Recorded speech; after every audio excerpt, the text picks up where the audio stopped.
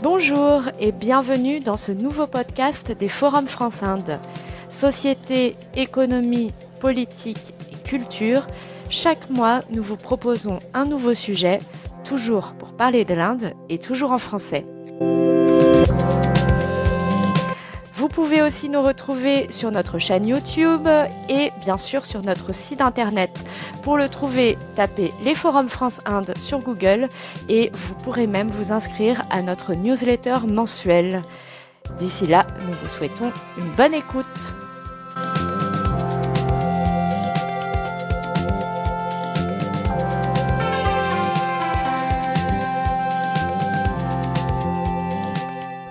En août 2023, une délégation de 5 jeunes partent pour Varanasi en Inde pour participer au sommet Y20 et représenter la France au G20 des jeunes.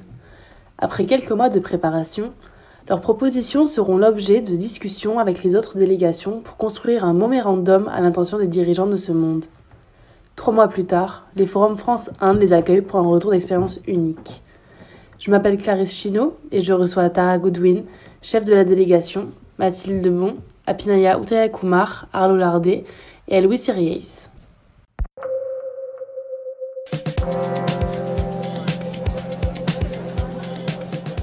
Tous les 5, vous avez participé à ce sommet, vous avez été en Inde, du coup en amont du G20, le G20 qui s'est déroulé du coup début septembre. Je vais d'abord t'interroger, toi, Louis Siriès, tu es ingénieur diplômé de Centrale Supélec du MIT et de Paris 1, et tu es actuellement chargé de mission stratégie environnementale au sein du leader européen de lanceurs spatiaux. Comment se passe un sommet entre jeunes du G20 et quels ont été les thèmes abordés et la finalité de l'exercice? Oui, alors bon, déjà, c'est un beau format qui est le Y20. C'est un beau format pour faire des propositions un peu plus radicales que ce qui peut être fait en format G20. C'est un beau format puisque par rapport à un format à 7, donc en G7 ou en Y7, vous avez quand même autour de la table une plus grande diversité d'opinions, de pays, d'intérêts stratégiques.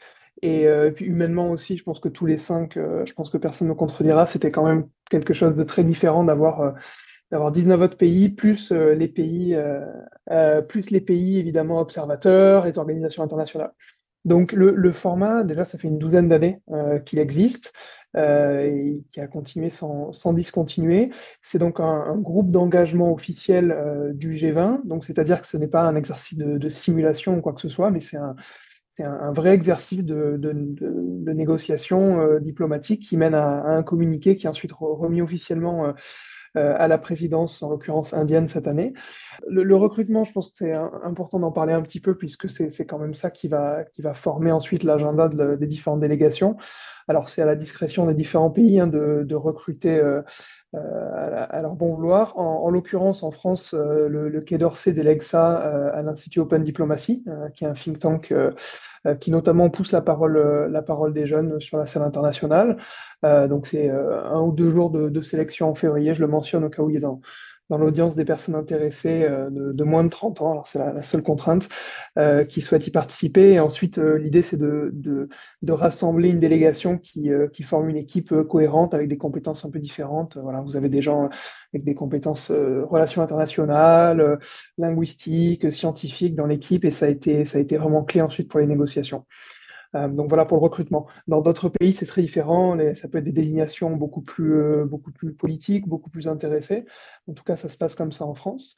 Et donc la présidence suit celle du G20. Donc depuis que nous avons été sélectionnés en février, nous sommes en relation avec la délégation indienne, avec aussi les différentes délégations avec lesquelles on a au fur et à mesure commencé à construire des thèmes de réflexion communs. D'ailleurs, il y a 5 thèmes, hein. Donc, il y avait le climat cette année, évidemment, la santé, paix et sécurité, travail. Donc, ça, c'était le thème dont je me suis occupé, futur du travail et les questions économiques. Et ensuite, démocratie et gouvernance. Donc, sujet très important dans le cas de l'Inde spécifiquement. Je pense qu'on y reviendra plus tard. Et oui, bon, simplement pour conclure, donc le résultat final, c'est un communiqué que vous pouvez trouver en ligne. Je pense qu'on pourra vous le partager dans le chat éventuellement, et qui rassemble environ une centaine de propositions qui ont été faites sur tous ces thèmes-là et qui sont le fruit de consultations avec des experts, de consultations avec la société civile et de réflexions qu'on a pu avoir avec les 19 autres pays depuis février. Merci pour cette remise en contexte et pour toutes ces informations sur l'organisation OY20. Mathilde, toi, tu as 26 ans et tu es chargée de mission politique de la ville au sein de l'établissement public territorial en Seine-Saint-Denis. Toi, tu es originaire de l'île de la Réunion et tu as été diplômée de l'école urbaine de Sciences Po. Est-ce que tu pourrais nous partager une situation ou un défi spécifique que tu as rencontré lors de ton expérience OY20 en lien avec les particularités d'une présidence indienne? Oui, merci beaucoup pour la question. Peut-être une petite mise en contexte. Moi, j'ai travaillé sur la thématique, santé.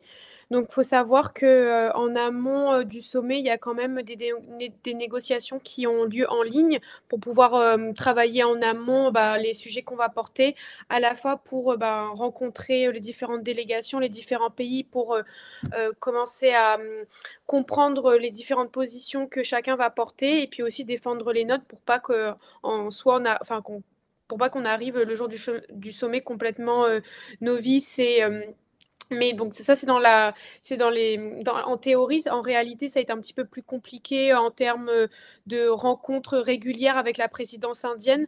C'est vrai que ça avait été un souci, en tout cas, enfin, particulièrement dans ma track, mais dans d'autres, de pouvoir faire des rencontres régulières en amont avec tout le monde pour pouvoir comprendre les positions de chacun. Mais néanmoins, ça avait été un travail en amont très intéressant. Et ça, c'est commun aux autres tracks, mais pour formuler les propositions, on a dû organiser des consultations avec différentes associations et notamment des experts pour en fait avoir des recommandations qui soient à la fois ancrées dans la réalité, mais aussi qu'on puisse nous faire des retours. Donc on a pas mal interrogé des jeunes de différentes associations. Donc moi j'ai pas mal porté la question des violences faites aux femmes ou encore l'accès aux protections menstruelles. Donc c'est des choses que par exemple j'ai interrogées avec la Maison des femmes de Saint-Denis. Donc en amont, ça avait été très intéressant de pouvoir échanger sur ces problématiques-là et sur si la façon dont je portais le sujet était pertinent ou pas.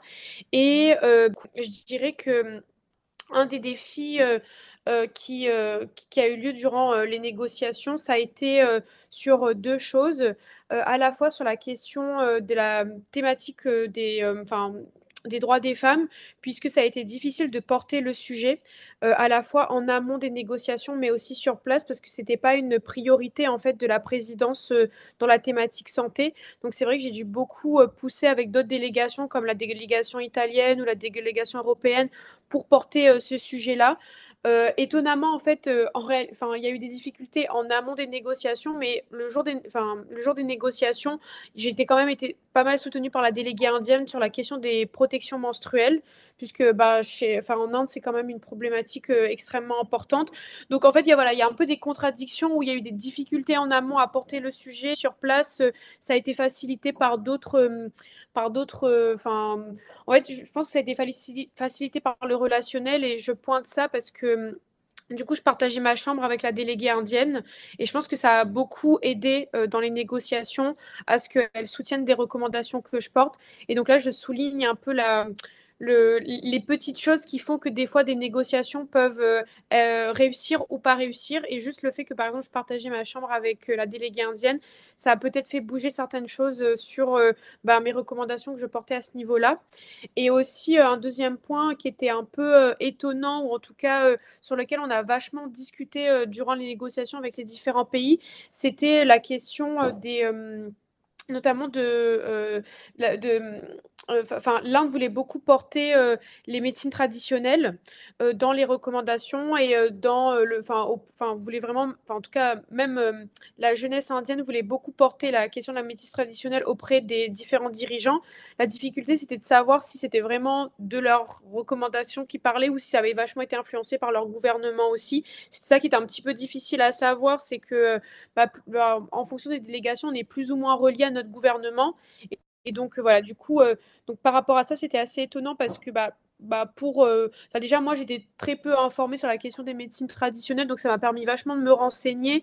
On peut le voir d'un point de vue, on peut voir le portage de cette idée-là d'un point de vue nationaliste, mais aussi, je trouve que ça a permis d'ouvrir la discussion sur des choses qui n'auraient pas été peut-être discutées dans des contextes beaucoup plus occidentaux, en fait. Par exemple, bon, j'ai eu l'occasion en amont du G20 de participer au G7 au Japon. Et là, c'était vraiment que des discussions beaucoup plus occidentales. Et malgré le fait qu'on puisse avoir des réticences sur ces questions de médecine traditionnelle ou voir ça comme d'un point de vue nationaliste, je trouve que ça a permis vachement d'engager des discussions qui n'avaient jamais été engagées sur ce sujet-là, parce qu'en réalité, les médecines traditionnelles, c'est des choses qui existent dans les pays. En fait, c'est un fait. Et beaucoup de personnes l'utilisent. Et par exemple, même en France, hein, dans les Outre-mer, je parle d'où je viens, la médecine traditionnelle, c'est une forme de médecine qui est aussi utilisée. Et du coup, j'ai trouvé que le fait que même si l'Inde poussait beaucoup sur ce sujet-là et que parfois c'était un peu trop poussé, on a quand même réussi à trouver un équilibre sur la façon dont on voulait en discuter. Et notamment, j'ai découvert que l'Organisation mondiale de la santé avait pour la première fois en août organisé un sommet sur la question des médecines traditionnelles. Donc, c'était pas non plus juste une question qui était portée juste par un pays pour des raisons nationalistes. Je pense que ça a des vrais enjeux sanitaires de façon globale. Et voilà, du coup, je mets un peu de nuance un petit peu partout, mais c'était pour aussi montrer un peu la complexité sur la façon dont les enjeux étaient portés.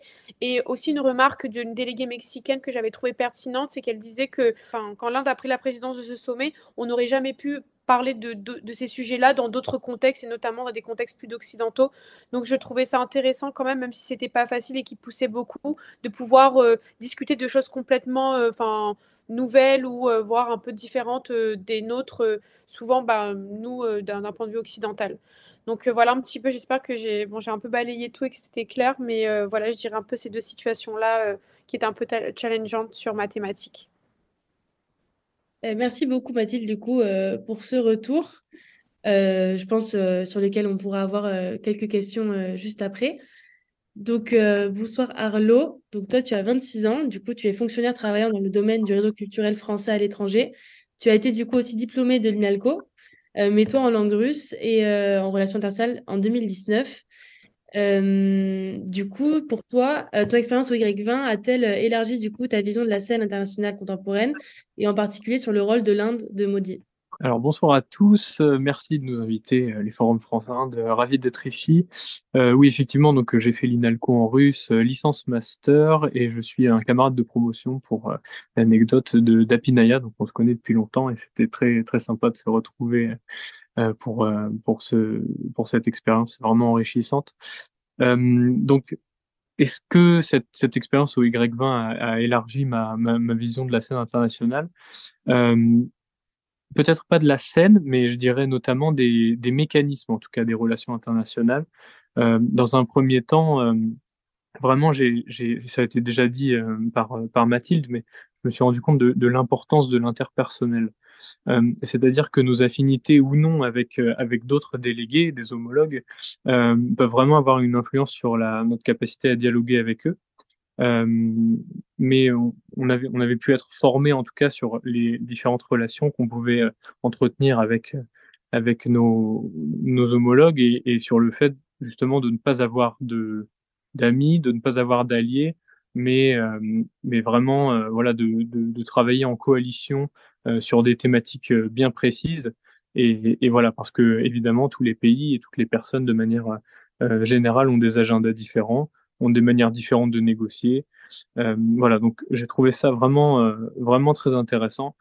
Euh, je voulais aussi dire que sur l'aspect compréhension des relations internationales, on a pu se former, comme ça a été évoqué par Elwin, on a pu se former au contact d'experts, et je pense notamment à Christophe Jaffrelot, avec qui on avait pu discuter de la géopolitique de l'Inde ça avait été très, comment dire, ça avait été très enrichissant et ajouté notamment aux différentes consultations qu'on a pu faire dans nos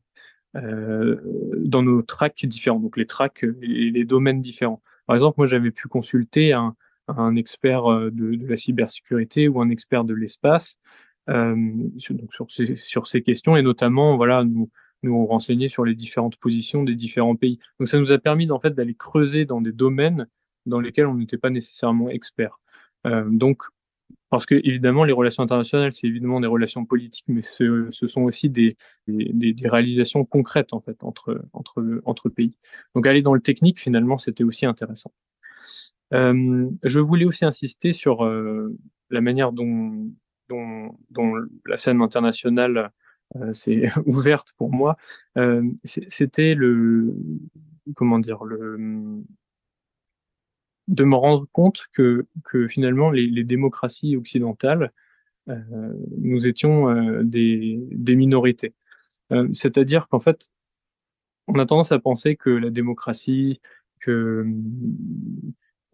que la lutte contre les émissions de gaz à effet de serre, que l'égalité homme-femme, ce sont des valeurs. En fait, on baigne tellement dedans en France que finalement, on pourrait imaginer qu'elles sont mondiales et qu'elles sont elles sont voilà de manière univoque vraiment acceptées. Et je me suis vraiment rendu compte que euh, au-delà d'être pas partagé par tous les pays, on était vraiment en minorité sur certains de ces sujets. Euh, et donc, ce que j'en retiens, bon, d'abord, c'est vrai qu'on est un peu étonné parfois. Enfin, on est étonné, on s'y attendait quand des jeunes Russes vont défendre la politique d'hydrocarbures de leur pays, ou quand des Saoudiens vont nous parler de supprimer le mot démocratie du communiqué. Euh, voilà, on est étonné parce qu'on se disait, oui, bah, pourtant c'est quand même la base. On, on essaye d'avancer ensemble vers un monde meilleur, et ce qui nous paraît meilleur, en fait, pour nous, n'est pas nécessairement un but pour les autres. Et donc j'en retiens finalement une vraie leçon de diversité et de tolérance. En fait, ça ne veut pas dire qu'il faut tout accepter en tant que voilà, on peut être, je vais pas dire idéaliste, mais espérer pour le meilleur, mais en même temps, il faut savoir reconnaître que des gens viennent d'autres pays, ont d'autres, voilà, backgrounds, comme on dit, et pensent différemment. Et parfois, c'était un petit peu, voilà, on avait certains points de blocage. Ensuite, quel est le rôle en particulier de l'Inde de Modi sur la scène internationale contemporaine?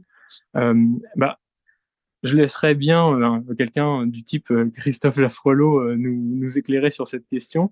Euh, mais ce que je peux dire, c'est à la lumière du Y20, en tout cas, à quoi je pense, pour l'Inde, à quoi a servi ce Y20.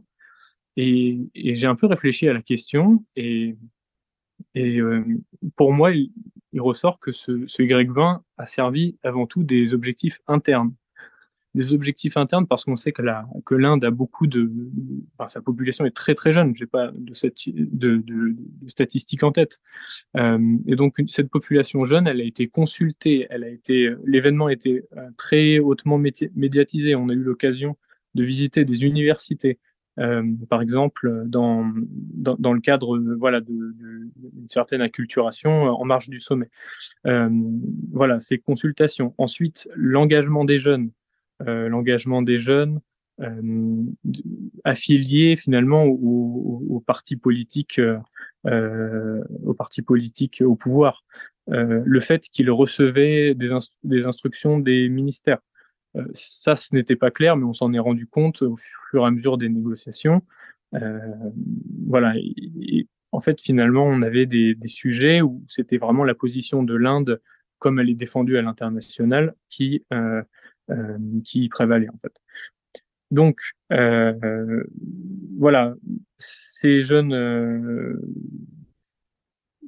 ces jeunes, finalement, ils étaient là aussi pour défendre un petit peu l'agenda international de l'Inde, euh, mais sans doute avec un rôle voilà, de cohésion nationale et de renforcer en fait la capacité de montrer que l'Inde est capable d'organiser un tel sommet international, donc sommet international en prévision du G20. Et je tiens aussi à dire qu'il y a eu un pré-sommet à Leh, au Ladakh, donc dans le nord du pays. Euh, et donc ce pré-sommet, il s'est tenu dans une région qui est contestée entre la Chine et l'Inde depuis des années. Et c'était aussi une manière, voilà, d'instrumentaliser d'une certaine manière ce Y20 pour voilà, montrer que l'Inde peut contrôler ce territoire. Ce territoire appartient à l'Inde, et ce qui nous a d'ailleurs valu de ne pas avoir de représentation chinoise au Y20. On a pu parler avec eux lors des préparations, mais ils n'étaient pas présents.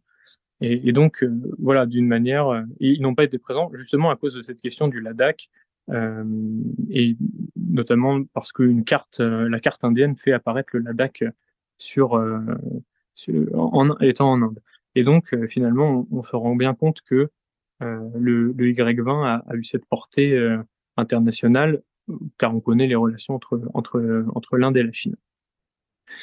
Voilà ce que je peux dire. Le rôle de l'Inde de Modi dans le monde, bon, il est évident, mais Clarisse, tu l'as rappelé au début, pas besoin d'ajouter. C'est une puissance démographique, économique et de défense maintenant. Euh, et je terminerai sur peut-être le titre d'un article dans Le Monde de Christophe Jaffrelot qui avait été que je recommande et très intéressant. Mais c'était l'Inde, un géant au pied d'argile. C'est intéressant de voir que l'Inde a énormément de problèmes internes et pourtant, voilà, je le comparerais un petit peu à la Russie peut-être. Euh, voilà, énormément de problèmes internes, des choses qui devraient être réglées, mais en même temps une posture à l'international, je veux pas dire agressive, mais en tout cas assez défensive, et qui lui permet d'exister. Qui lui permet voilà, d'exister davantage sur la scène internationale. Merci beaucoup Arlo du coup pour tout ce que tu viens d'évoquer et notamment du coup en fait la politisation de ce sommet du Y20 et du coup comment est-ce que l'agenda indien du coup s'y est retrouvé. Peut-être Tara, tu voudrais rebondir?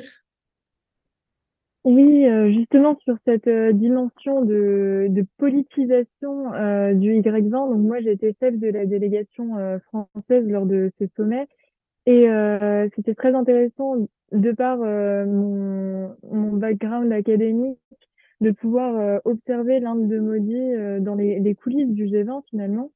Donc, à savoir, tout d'abord, vous n'êtes peut-être pas familier donc des sommets jeunes comme le Y20, mais comme l'ont rappelé mes co-délégués en début d'intervention, c'est des sommets qui existent depuis assez longtemps maintenant, une dizaine d'années, et on observe que pour beaucoup de pays, comme ils se tiennent en amont du sommet du G20 en tant que tel, ils peuvent être une opportunité de test pour le pays président, pour le pays hôte, et aussi servir d'instrument il y a un terme qui est apparu récemment, donc un instrument de youth washing, donc ça fait référence au greenwashing. C'est une manière pour le pays de se présenter comme inclusif parce que très ouvert à l'engagement de la jeunesse. Et donc ça c'est, je trouve en tout cas de par mes observations personnelles, et je pense que mes co-délégués ont pu l'observer aussi, c'est quelque chose, une dimension qui était très présente lors du sommet du Y20, qui a vraiment été au service de la politique interne et internationale de l'Inde. Donc Arlo en a parlé, le choix des lieux n'était pas du tout anodin, avec un pré-sommet qui s'est passé effectivement dans des zones frontalières, des zones de tension entre l'Inde et le Pakistan et l'Inde et la Chine. Et puis ensuite, le sommet en lui-même à Varanasi a permis d'affirmer une forte identité hindoue de par les visites qu'on a faites sur le Gange, dans un haut lieu de pèlerinage bouddhiste également, le site archéologique de Sarnath, donc qui permettait un petit peu d'affirmer les religions natives de l'Inde, donc le bouddhisme, l'hindouisme, et qui sent totalement l'histoire musulmane du pays. Et donc, c'est passé aussi cette opération de youth washing par une médiatisation du sommet. Le Y20 est apparu dans presque tous les titres nationaux et locaux. Il y a eu une importante mobilisation des moyens humains, financiers et logistiques aussi de la part du gouvernement indien, sachant que ce sommet était notamment organisé par le ministère de la Jeunesse et des Sports. Et donc, en plus de cette couverture médiatique, qui notamment dans les titres indie a été assez instrumentalisée, au service du discours nationaliste de Narendra Modi. Donc, on en a parlé en raison du choix des lieux, notamment. En plus de ça, on a reçu, comme toutes les délégations d'ailleurs, des cadeaux diplomatiques qui étaient loin d'être anodins aussi. Donc, on a reçu un livre de Narendra Modi, un livre de Jai Shankar, le ministre des Affaires extérieures de l'Inde. Donc, voilà, on était vraiment dans un événement qui était aux couleurs du BJP. D'autant que lors de notre cérémonie inaugurale du Y20, l'invité d'honneur était le Chief Minister d'Uttar Pradesh. Et donc en présence également d'Anurag Thakur, qui est le ministre indien de la jeunesse et du sport. Et on a aussi eu l'occasion pendant le pré-sommet de rencontrer Anirban Ganguly, qui est le directeur du think tank du BJP, le Dr Syama Prasad Mukherjee Research Foundation. Donc voilà, un think tank qui est le bras idéologique du parti au pouvoir. Donc pour revenir, oui, sur la question de l'invité d'honneur à la cérémonie d'ouverture, donc c'était le Chief Minister d'Uttar Pradesh, comme je vous l'ai dit. Son nom, c'est Yogi Adityanath, pour ceux qui ne le connaissent pas. C'est un personnage qui est reconnu comme extrémiste hindou, qui a eu par le passé des propos qu'on pourrait qualifier d'islamophobes. Et donc, il s'est exprimé pendant la cérémonie d'ouverture du Y20 devant un auditoire composé à la fois des délégations étrangères, mais aussi de personnes qui très visiblement étaient des adeptes du parti, des soutiens du BJP, puisqu'ils étaient complètement galvanisés par les discours de ce monsieur. Ce discours qui était ponctué de Jai Hind très sonore et d'autres slogans nationalistes très vocaux. Donc c'était assez intense comme séquence, mais intéressant. Et la délégation française a fait le choix, tout comme d'autres délégations étrangères d'ailleurs, de ne pas apparaître sur des photographies aux côtés du Chief Minister d'Uttar Pradesh au vu de son passé. Donc voilà ce que je peux dire sur la politisation de ce sommet. Merci beaucoup. Elwin, est-ce que tu aimerais rajouter quelque chose? Oui, alors dans la continuité de ce que Tara et Arlo ont pu partager, je pense que ces histoires-là, elles en disent beaucoup. Alors, c'est anecdotique, hein, là, on parle pas du fond, on parle pas des propositions qu'on a pu faire. D'ailleurs, on peut y revenir plus tard. Mais je pense que, vu que le sujet, c'est quand même l'Inde, voilà, ça dit beaucoup de choses. Donc, sur ce point-là, je peux vous raconter aussi quelques autres points. Donc, lors du pré-sommet qui était au Ladakh, nous sommes passés par Delhi et à ce moment-là, nous avons été sollicités pour participer à des Chopal, donc dans des universités. Et ça, vraiment, moi, je m'en suis aperçu un peu plus tard. Donc, on a volontiers participé. Ça a été des rencontres vraiment intéressantes, je pense. Et des discussions vraiment bien avec des étudiants. Voilà, ça faisait vraiment partie de l'acculturation dont Arlo parlait.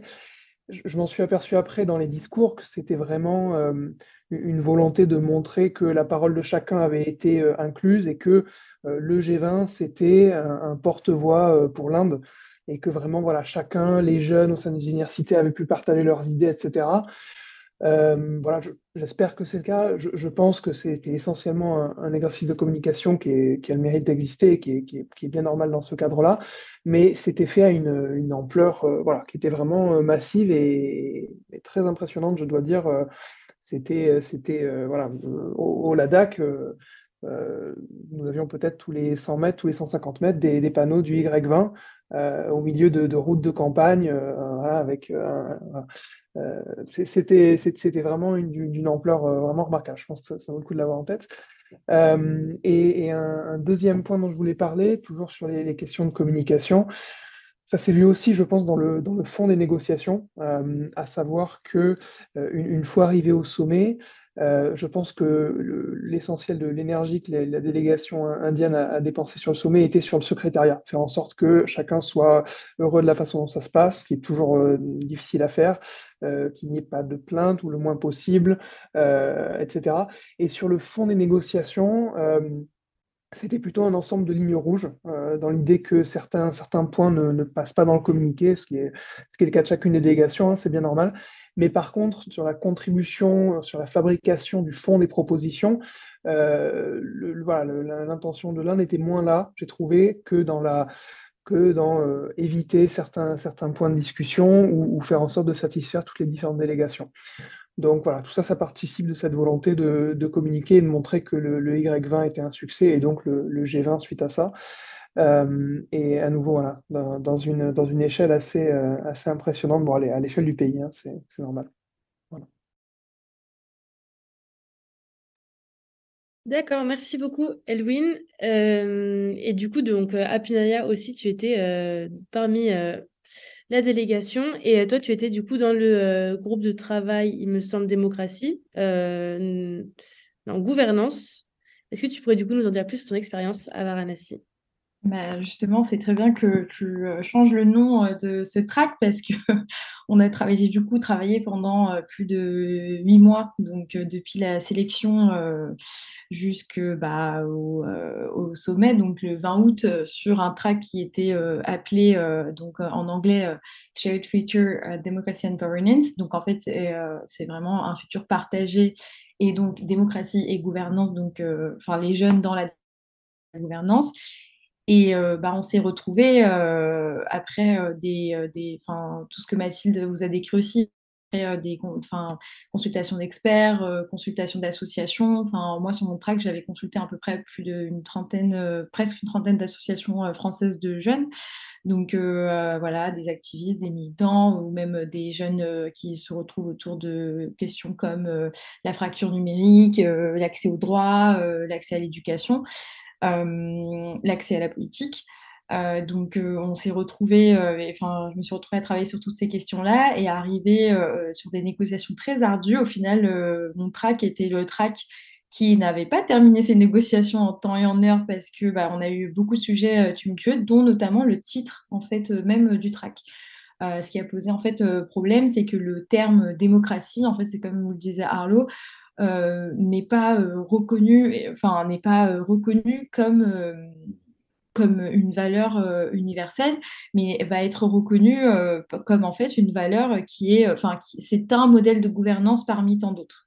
Et nous, en tant que Français, enfin, on a un peu du mal à se dire, bien qu'on ait connu d'autres régimes dans le passé, et qu'on dialogue avec d'autres régimes, c'est que la démocratie, les valeurs démocratiques et le système démocratique sont deux choses complètement différentes pour de nombreux pays. Et là, on s'est retrouvé devant une situation de blocage où, suite à une délégation qui a refusé de voir le terme apparaître, l'Inde, du coup c'est l'Arabie Saoudite n'a pas voulu que le terme démocratie apparaisse parce que pour eux, ils considéraient que si c'était la jeunesse devant la démocratie et la gouvernance, ça ne comprenait pas leur système en place. Et de facto, ils ont demandé la suppression. Ce que l'Inde a en fait immédiatement accepté parce que, on ne nous a pas donné de raison, ça a été immédiatement accepté, mais je pense que c'était aussi une question de temps. Il fallait qu'un communiqué soit sorti parce que sinon on se retrouvait sans communiqué et le travail de plus de 130 délégués, mais aussi toutes les équipes autour qui se retrouvaient défaits. Et c'était quelque chose de très déplorable parce que l'Inde se présente aujourd'hui comme, partout, on a vu des panneaux, nous, quand on était en Inde, que ce soit au Ladakh, à Delhi, à Mumbai, mais aussi dans l'Uttar Pradesh. Donc, ça fait quand même 4 lieux différents. On voyait Mother of Democracy partout. Enfin, voilà, on voyait ces slogans partout. Et de voir que le mot démocratie a été rapidement enlevé, aussi rapidement et aussi facilement enlevé parce qu'il fallait à tout prix un communiqué, c'était très dommageable.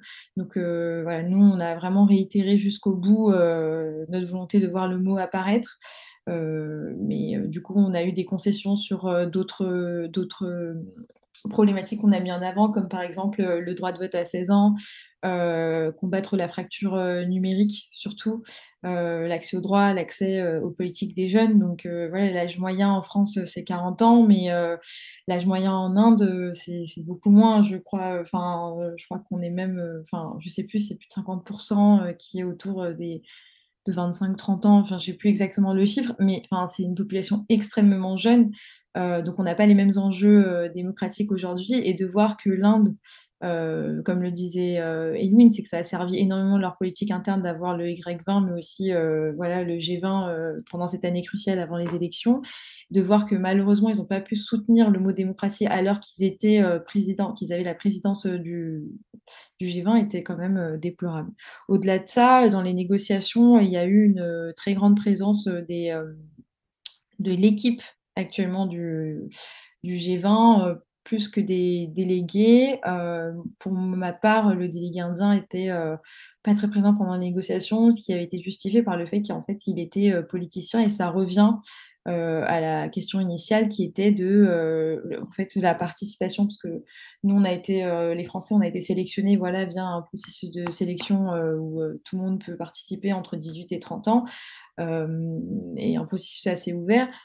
Alors que pour l'Inde, c'était beaucoup des personnes qui étaient dans les enfin, dans les mouvances jeunes du BJP qui étaient sélectionnées. Pour le coup, on a vu quand même une diversité étatique. Donc il y avait des personnes qui étaient issues du sud de l'Inde comme du nord, mais une très très grande implication en fait des cadres du parti, plus que même l'administration du ministère de la jeunesse. Voilà.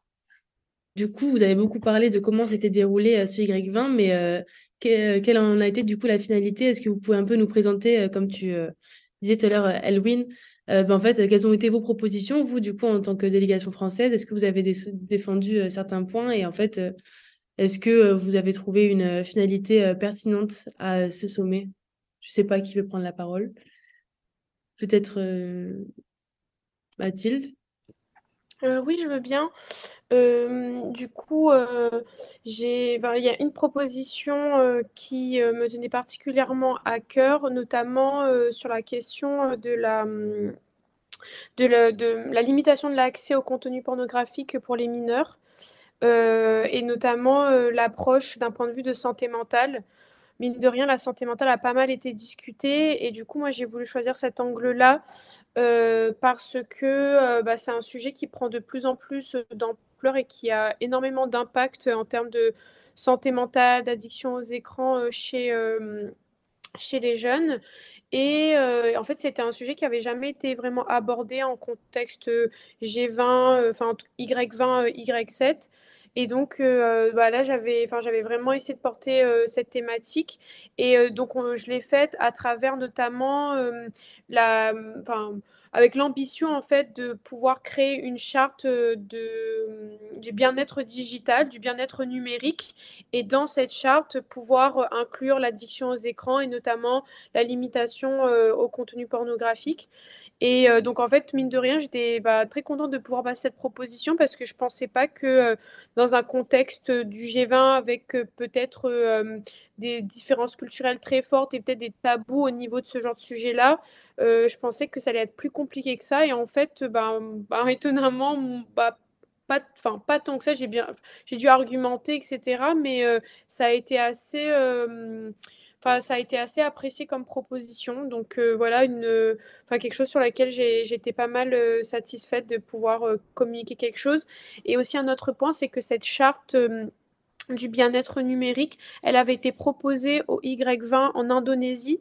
Et en fait, c'était le délégué français en Indonésie qui m'en avait parlé. Du coup, j'avais trouvé ça intéressant de pouvoir en reparler, peut-être d'en remettre une couche. Et du coup, dans le communiqué, il y a, comme ça avait été proposé au Y20 en Indonésie, voilà, on voudrait continuer sur cette lancée-là et renforcer cette volonté de charte en incluant des sujets un peu plus précis.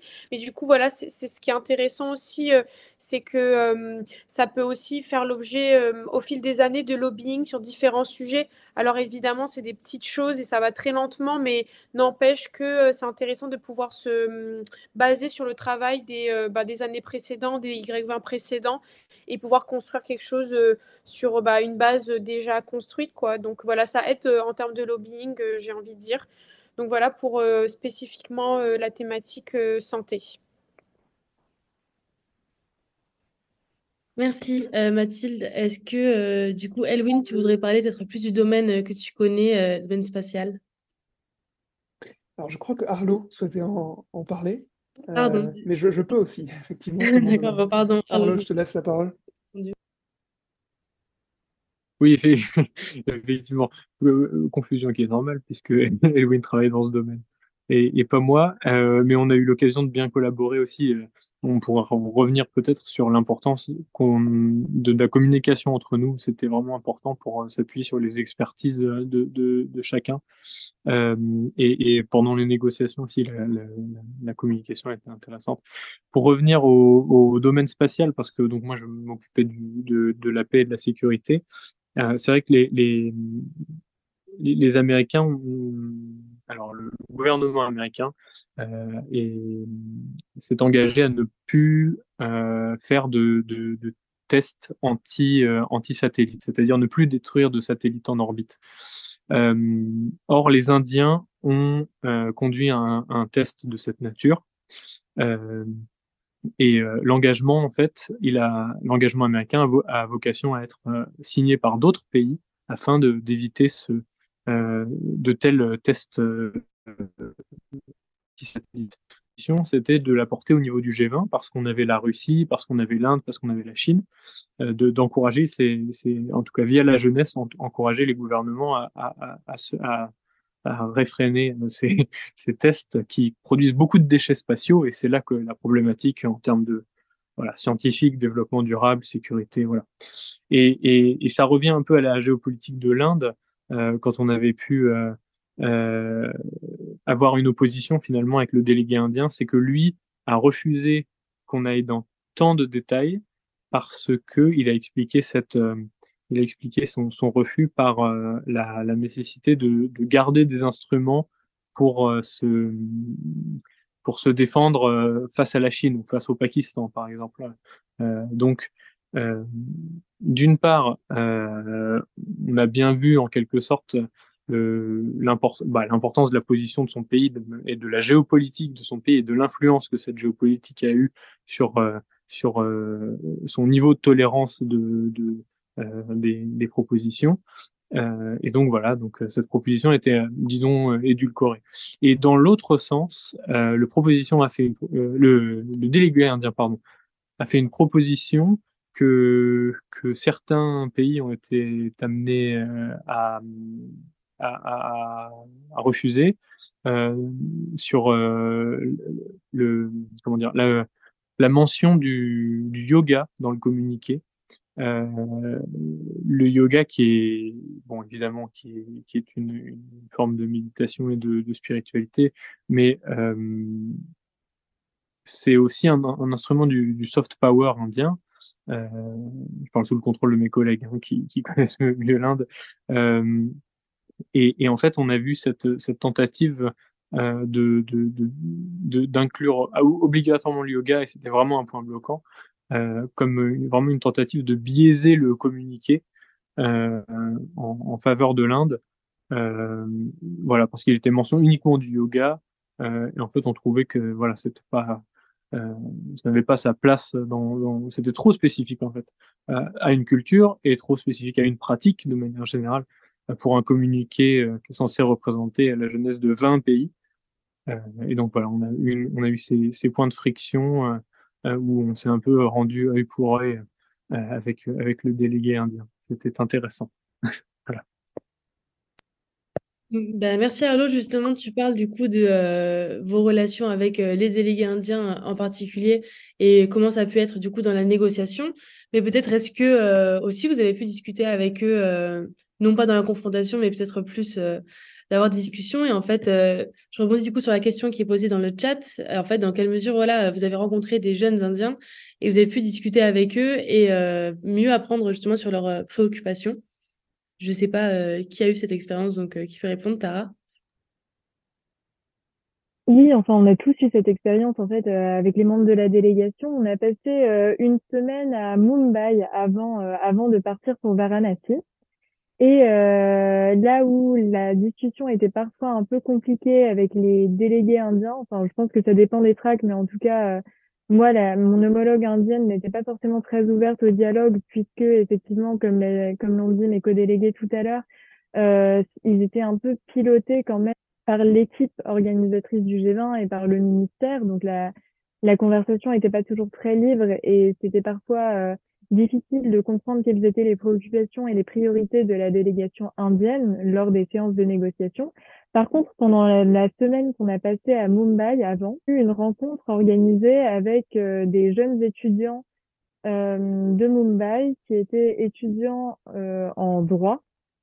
Et là, on a pu aborder de manière un petit peu plus précise, déjà échanger sur leurs études, comparer leurs études aux nôtres, leur parler un petit peu de l'expérience qu'on allait avoir au Y20, et puis ensuite, oui, aborder des points de préoccupation pour certains d'entre eux. Moi, je me souviens d'une conversation assez longue que j'ai eue avec une jeune fille indienne qui vient de Pune à l'origine, mais qui faisait ses études à Mumbai, donc en droit, et qui avait pour objectif de travailler dans une organisation internationale, donc de préférence une organisation onusienne, et elle voulait s'occuper de la défense des droits des femmes.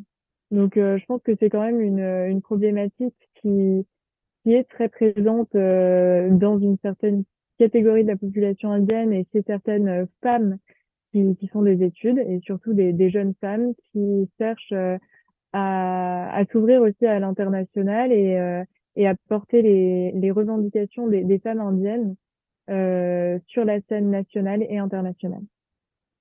Compléter ce que Tara vient de dire, notamment sur nos échanges avec les jeunes Indiens.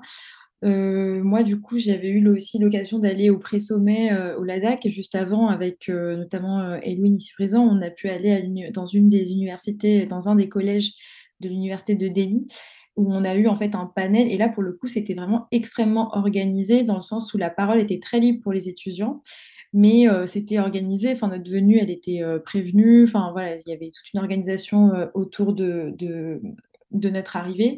Et on a eu énormément de questions. C'était beaucoup des jeunes femmes qui nous questionnaient sur notamment la santé des protections hygiéniques, qui nous demandaient comment on fait, enfin, quelles sont les actions qu'elles peuvent mettre en place.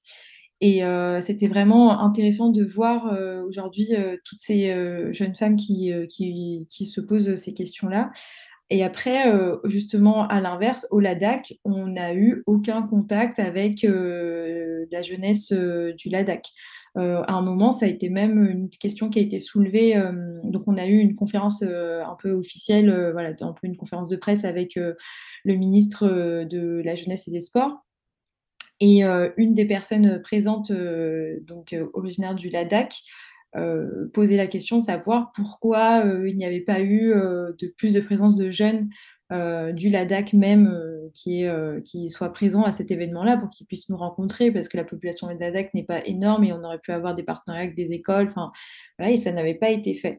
Et à quoi, en fait, l'équipe du ministre a immédiatement répondu en disant, en donnant une liste de Chaupal, donc le nom qu'ils ont donné à ces rencontres, une liste de rencontres qui avait été faite au Ladakh tout au long de l'année. Mais ce n'était pas du tout la question. La question, c'était de savoir si nous, on pouvait, enfin, si ces jeunes pouvaient rencontrer la centaine de délégués étrangers qui étaient là et pouvoir échanger avec eux. Donc, et c'était vraiment dommageable à ce moment-là. Donc nous, on a immédiatement partagé nos coordonnées avec une professeure et une personne d'une association qui était là sur le moment. Et donc on lui a demandé de nous recontacter. Malheureusement, ça ne s'est pas fait, mais voilà, on en a vraiment profité pour essayer de voir. Et ce qui était aussi un point vraiment admirable à noter, c'est qu'on a une alliance française au Ladakh, donc même dans le fin fond du nord de l'Inde, il y a une alliance française et donc on a pu rencontrer par contre des étudiants à l'université qui aussi étudiaient le français à l'alliance française et qui pour le coup avaient un très bon niveau, même en A2, B1. Mais voilà, au-delà de ça, on a pu échanger à Delhi, à Mumbai, mais c'était des étudiants qui étaient déjà dans un cadre universitaire, donc on n'a pas rencontré vraiment d'autres hors cadre universitaire des jeunes. On n'a pas rencontré d'associations indiennes non plus. Voilà, on n'a pas pu voir le côté société civile indien malheureusement sur ces quelques jours. Mais ce que l'organisation indienne nous assurait, c'est que eux l'avaient fait. Voilà, et ils avaient une liste prête à nous dérouler immédiatement. Mais malheureusement, nous, on n'a pas pu avoir de contact avec la société civile indienne. D'accord, merci beaucoup Tara et Apinaya. Du coup, on a une question dans le chat qui demande dans quelle a été du coup votre langue de travail durant tout ce sommet? Peut-être si Elwin, tu veux répondre. Oui, je peux répondre. Bon, ça a été l'anglais, hein. Tout le monde parlait anglais, à quelques exceptions près, notamment du côté du Brésil, qui avait du coup une traduction. Mais sinon, nous parlions tous en anglais, en tout cas autour de la table. Maintenant, à côté de ça, voilà, il y avait toutes les langues, beaucoup de francophones d'ailleurs, je dois dire, parmi les délégations européennes, mais pas que.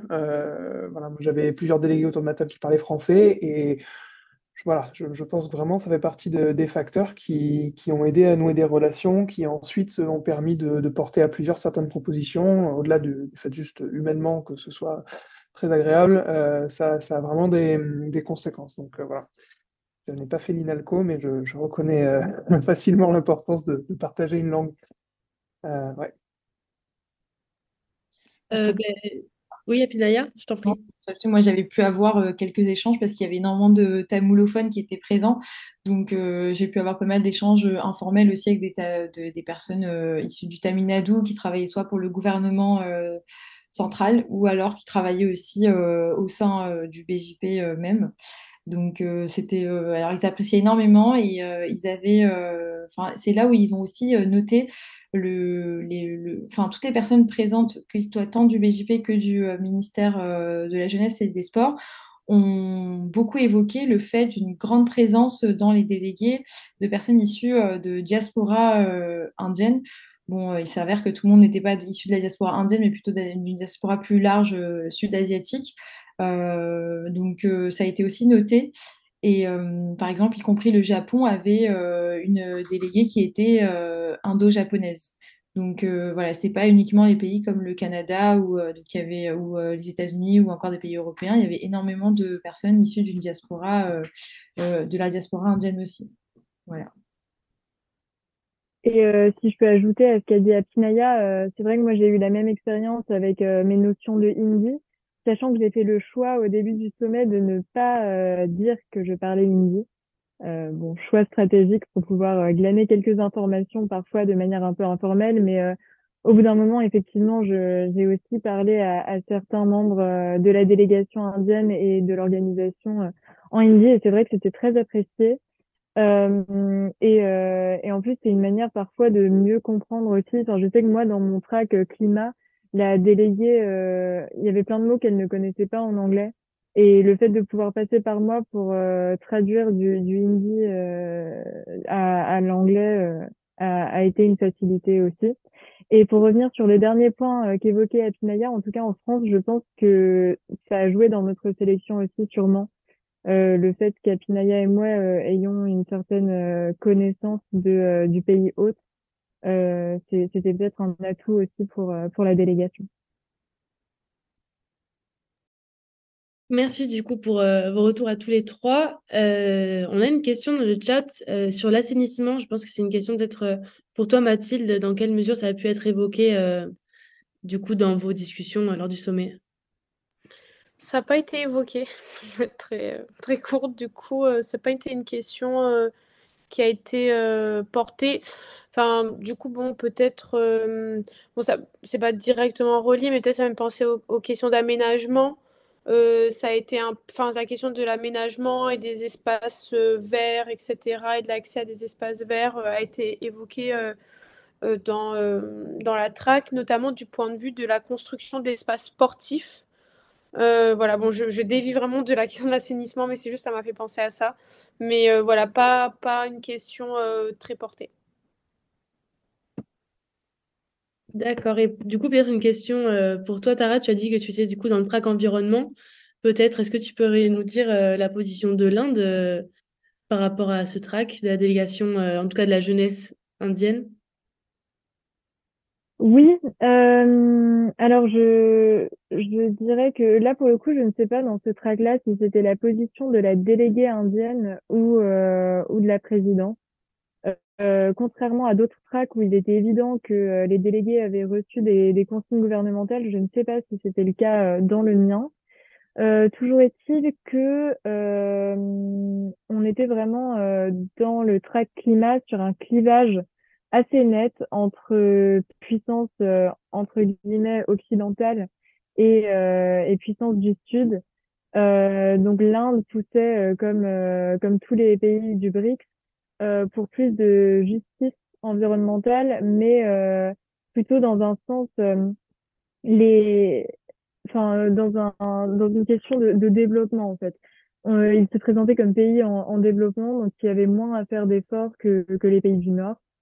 Et c'était l'argument principal qui était poussé, c'était de dire qu'il fallait plus de financement du nord vers le sud et que l'Inde, en tant que puissance émergente, n'avait pas à faire tant d'efforts. On n'était pas, ils n'ont pas du tout parlé de solutions techniques que pourrait avancer l'Inde, alors que par contre, c'est quelque chose qui a émergé dans les discours d'ouverture du sommet, donc dans les discours officiels portés par les membres du gouvernement et autres membres du secrétariat indien. Quand les questions de climat étaient évoquées, on avait, euh, on avait le thème de la technologie et d'une certaine exemplarité de la technologie indienne qui était mis en avant, mais ça n'a pas du tout été poussé par les délégués de Montrac.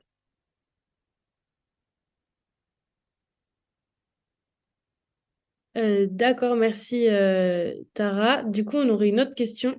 Est-ce que vous avez ressenti, du coup, chez certains délégués du Sud, un sentiment d'appartenance à un Sud global? C'est assez intéressant quand on connaît peut-être la position indienne de Don Aligné. Si un de vous souhaite y répondre. Moi, je peux commencer et peut-être quelqu'un d'autre pourra compléter. Il y a alors, je ne sais pas si on peut parler vraiment d'un sentiment d'appartenance à un sud global qu'on a senti, mais en tout cas, il y avait des alliances qui étaient faites sur place. C'est que, notamment, on peut voir que sur pas mal de questions dans le track, par exemple, démocratie et gouvernance, sur la question de la fracture numérique, il y avait quand même des consensus qui étaient faits parmi, on va dire, les pays dits du Sud, donc notamment entre l'Inde, le Brésil était absent dans mes négociations, mais entre l'Inde, la Russie, par exemple, il y avait un soutien systématique de la Russie aux positions indiennes dans mon track. Il y avait aussi un soutien quasi systématique de la position sud-africaine par l'Inde aussi. Ce qu'on a pu noter, c'est que dans les propositions, j'avais formulé aussi l'adhésion de l'Union africaine au G20 et au Y20. Bon, après, ça a été repris au niveau du G20. Je dis pas que c'est grâce à nous que ça a été repris, mais je veux dire que c'était une volonté aussi parmi les jeunes délégués d'avoir une union qui représente 54 pays de l'Afrique, du continent africain. Et c'était une proposition qui a été vraiment soutenue par le Sud et qui a été porté. Donc il y avait je ne sais pas si on pourrait aller jusqu'à parler de sentiment d'appartenance, mais il y avait une certaine cohésion qu'ils souhaitaient avoir pour défendre leurs intérêts personnels. Par exemple, la question, si je reviens sur la question de la fracture numérique et du fait de l'accès aux droits, parce qu'on parle de plus en plus de numérisation des droits et donc l'Inde met en place aussi à double vitesse, hein, donc pas mal de systèmes de numérisation pour l'accès aux droits, mais quid de l'accès, enfin du premier guichet d'accès, c'est une question que nous on se pose en France aussi, donc c'est sur ces questions-là, par exemple, nous on posait la question de la RGPD. Donc, c'était voilà, quelque chose d'important de savoir s'il y avait une protection des données dans ce cadre-là.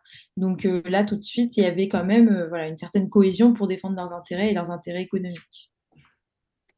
Alors, Donc, cette question de sentiment d'appartenance, pour, pour poursuivre ce que tu disais à Pinaya, il y a eu un cas particulier peut-être sur Montrac où vraiment on a vu quand même une différence d'approche du sujet.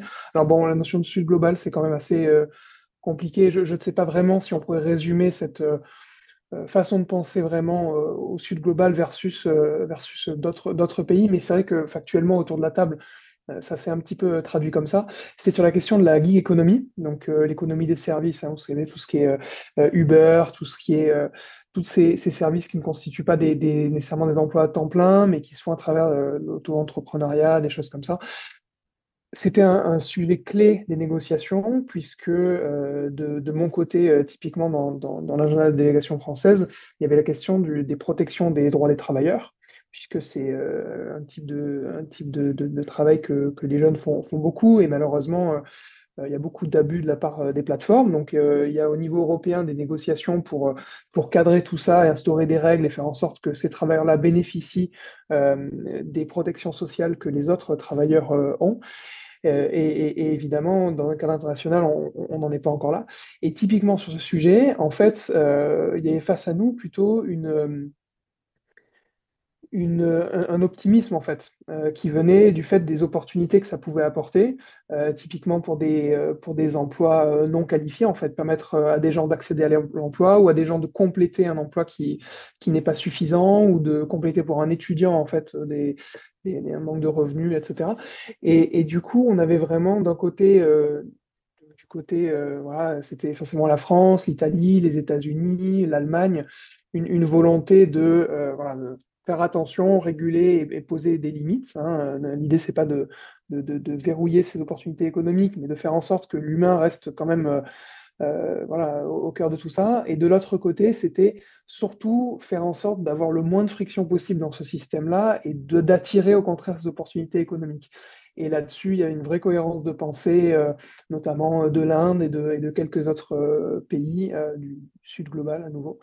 Et je pense que c'est sur ce sujet-là que ça s'est le plus vu, puisqu'après, sur d'autres sujets, on a poussé des questions de santé mentale au travail, des questions de compétences de la transition écologique. Et par contre, sur ces sujets, c'était pas du tout ce qui s'est passé, hein. Quelques pays en particulier pouvaient avoir des oppositions, mais il n'y a pas eu vraiment un schisme comme ça de toute la table de négociation.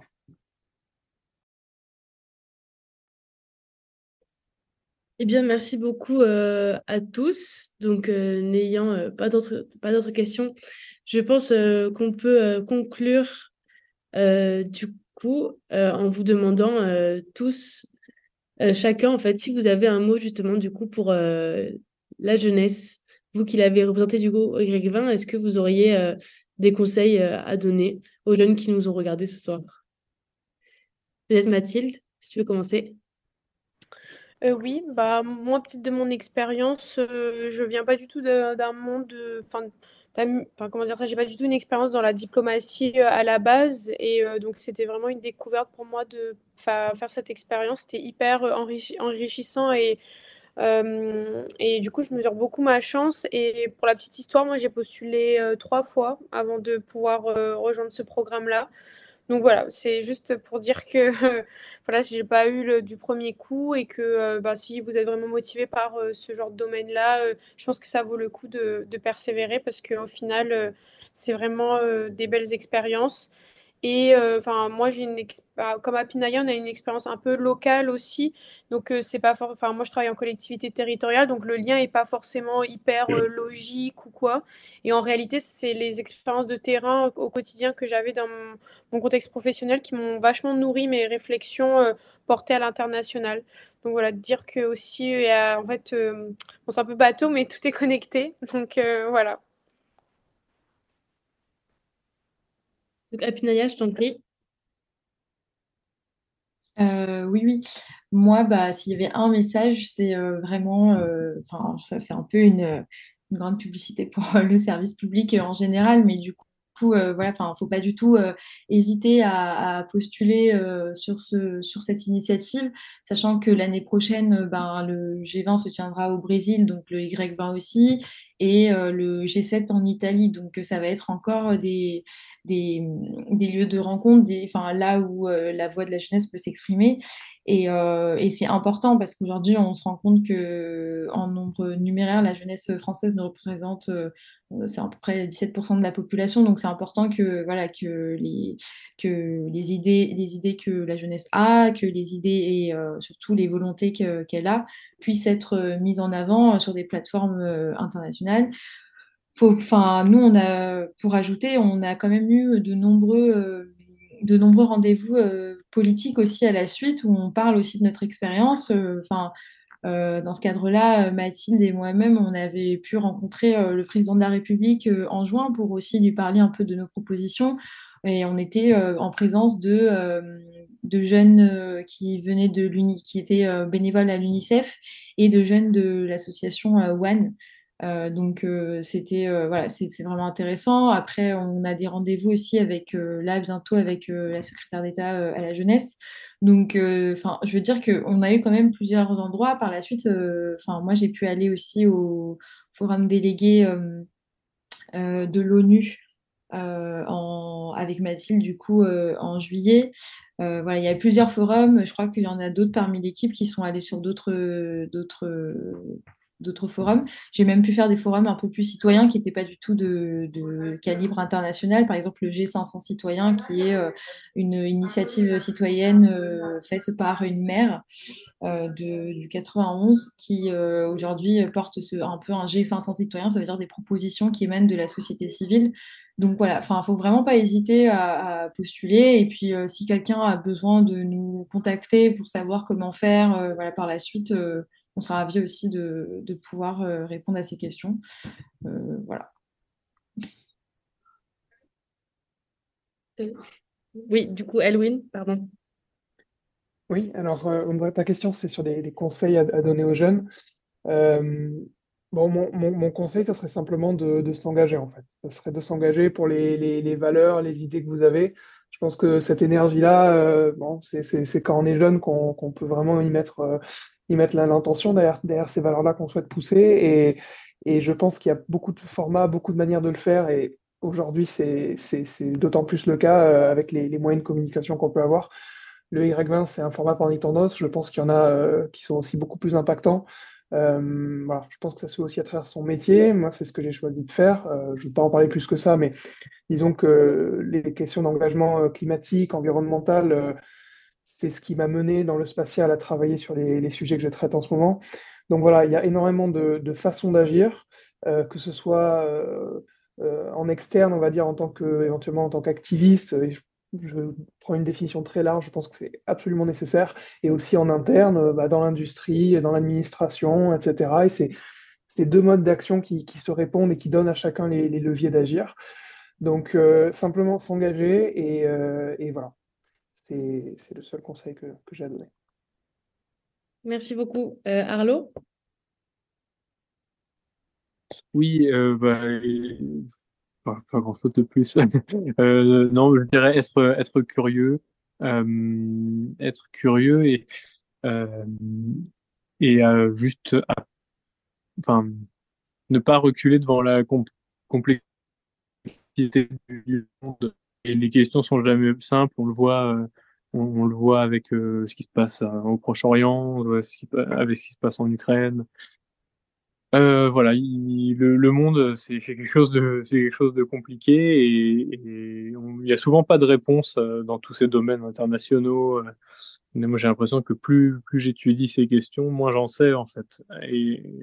Mais il faut pas que ça fasse reculer pour autant et voilà, être curieux, que ce soit par les langues, les cultures, même faire des choses complètement différentes. Voilà. Merci beaucoup. Tara, je te laisse la parole. Oui, bah, je rejoins totalement ce qui a été dit par mes co-délégués. Je voudrais souligner aussi le fait qu'il n'y a pas de profil type pour s'engager, et y compris au Y20. Donc, on a souligné l'importance de l'apprentissage des langues quand on a parlé de l'INALCO, mais chacun a des atouts différents qu'il peut mettre en avant. Le profil d'Elwin l'illustre très bien. Je pense on a besoin de jeunes scientifiques qui s'engagent aussi. Il y en a beaucoup.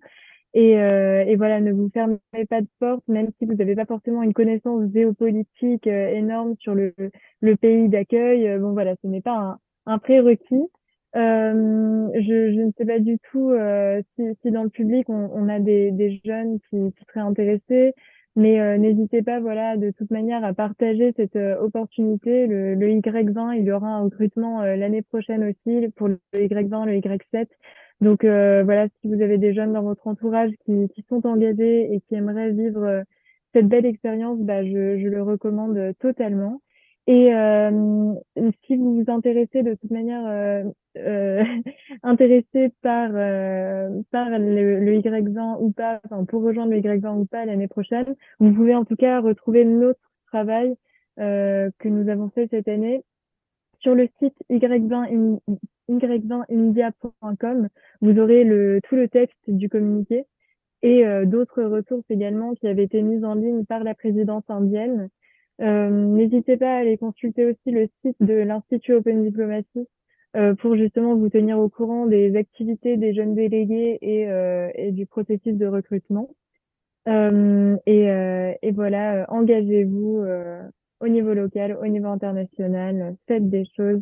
On peut tous avoir une voix et j'espère que c'est ce qui ressortira de cette belle conférence. Je remercie encore une fois les Forums France 1 de nous avoir donné la voix parce qu'on a trop peu de plateformes en tant que jeunes. Le Y20 en est une, cette conférence ce soir en est une autre. Merci énormément. Merci du coup beaucoup à vous cinq.